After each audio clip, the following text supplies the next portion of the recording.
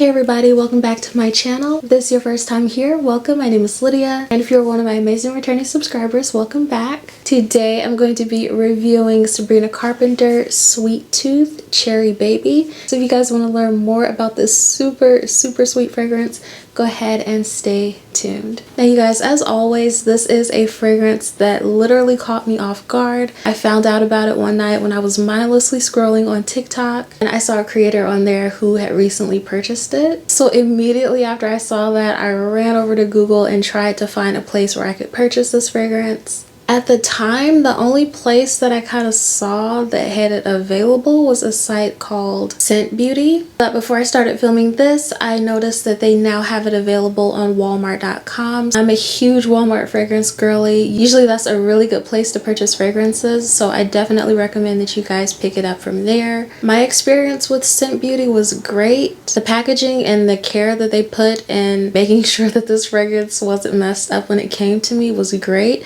So also, if you want to try out a new fragrance store online, definitely try out Scent Beauty as well. A while ago, I purchased the original Sabrina Carpenter Sweet Tooth. It's a really nice fragrance, but on my skin, it didn't last the longest, and it didn't have that good of projection on me. So even though I did really want to try this fragrance, I was a little bit unsure as to how it would smell. But you guys, I was pleasantly surprised with the way this fragrance performs. This is what the box and the bottle look like up close.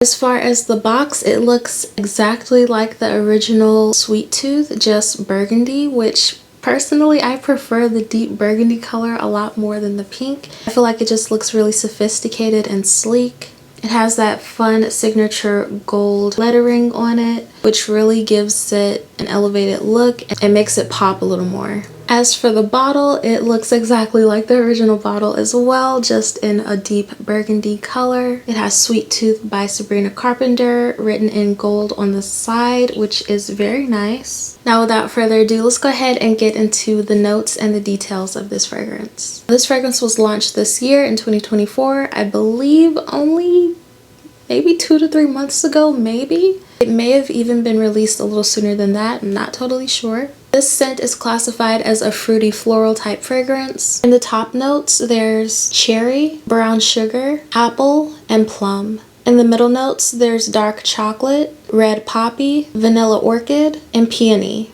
And in the base, there's cashmere wood, amber, musk, patchouli, and resin. And you guys, another reason why I was a little bit on the fence about this fragrance is because I saw that there was patchouli in this fragrance. I'm not totally a fan of patchouli, but in this fragrance, you literally can't even smell it. But let me go ahead and give this a spray and let you guys know what it smells like.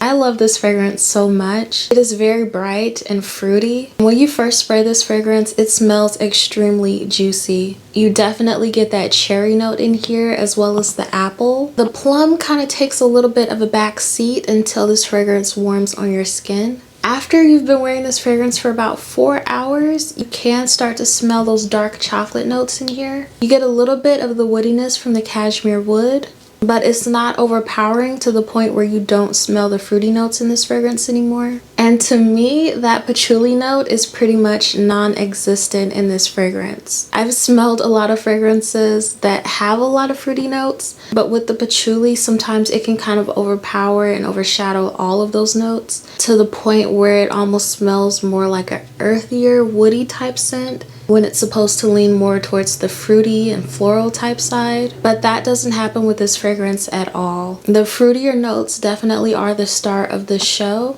and once this scent warms on your skin, some of those deeper elements do come out, but even at that moment, the patchouli note doesn't come out. It just stays hidden in the corner, kind of where it's supposed to be. I've worn this fragrance about 3 times since I've had it. And even though you can't smell the patchouli note, I kind of feel like it might be doing a little bit of something, adding to the strength of this fragrance, if that makes sense. The first time I wore this fragrance, I didn't really notice it lasting too long after the 5-hour mark on my skin. But when I sprayed this fragrance on my clothing, it lasts forever, which I really didn't get how that happened. But as I've been wearing it a little bit more, I've been noticing some of those notes lasting a little bit longer on my skin. To me, the fruity notes last the entire time that you're wearing this scent. They don't really die down too much, which I really like. All of those notes in the fragrance, aside from the patchouli, really stick around for the entirety of the time that you're wearing this fragrance. You guys, as I mentioned previously, I wasn't totally sure what to expect from this fragrance,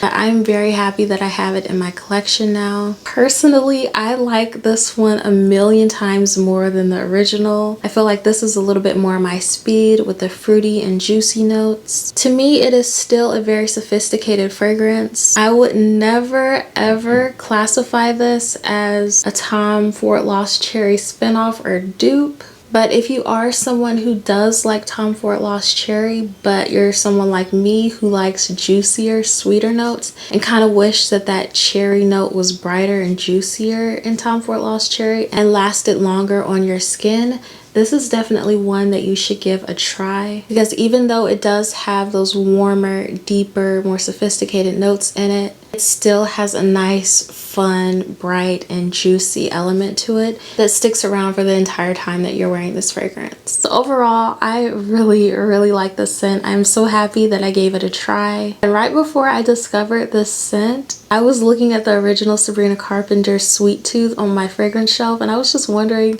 I wonder if she's gonna do more fragrances in the future. And then I came across this one. I love it. I hope that she makes more in the future. This is a very, very beautiful scent. The price is great. I think I got mine for about $34. And this is for the 1 ounce or the 30 milliliter. You do get a nice amount of fragrance for the price as well. If you guys are looking for a fun, juicy fragrance that also has sophisticated elements to it and isn't too kiddish, this is definitely a fragrance that I feel you guys should give a try. Longevity could be a little bit better, but in my opinion, it's better than the original. And if you did want to make it last a little bit longer or play on some of the notes in here, you could either layer this fragrance with a vanilla type scent or like a cherry body oil or something like that, and I think that would be really, really good. If any of you guys have tried this fragrance, let me know what you guys think about it down below in the comment section. And as always, I will have this fragrance linked below in the description box so that you guys can pick it up and try it out for yourselves. I hope that you guys really enjoyed this video, and as always, I hope to see all of you guys next time.